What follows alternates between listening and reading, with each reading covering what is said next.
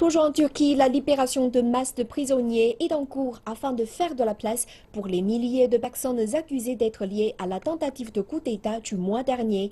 Ce processus controversé est possible par la situation d'état d'urgence dans lequel est le pays.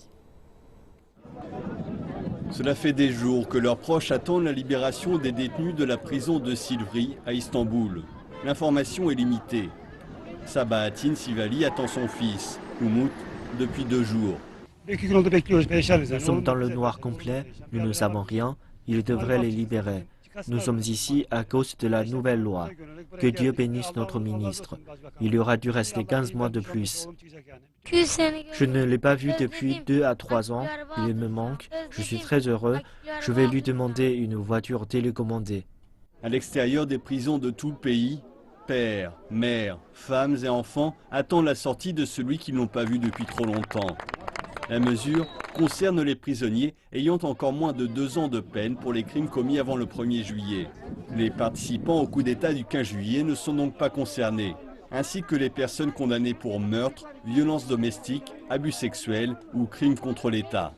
Il me restait encore quelques mois à tirer, mais j'ai été libéré. J'espère que mes amis à l'intérieur seront aussi libérés.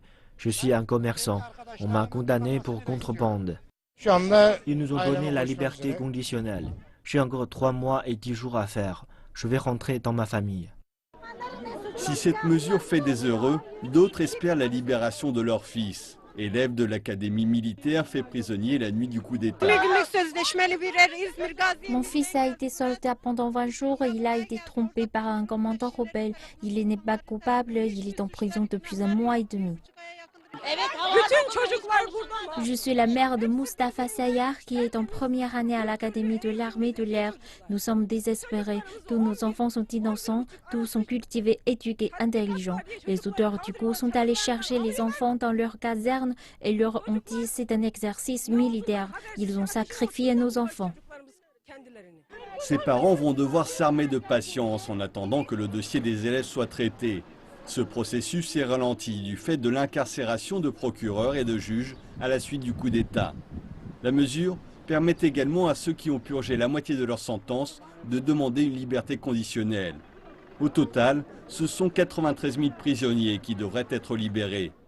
Et ce sont autant de familles de prisonniers qui s'accrochent à cet espoir.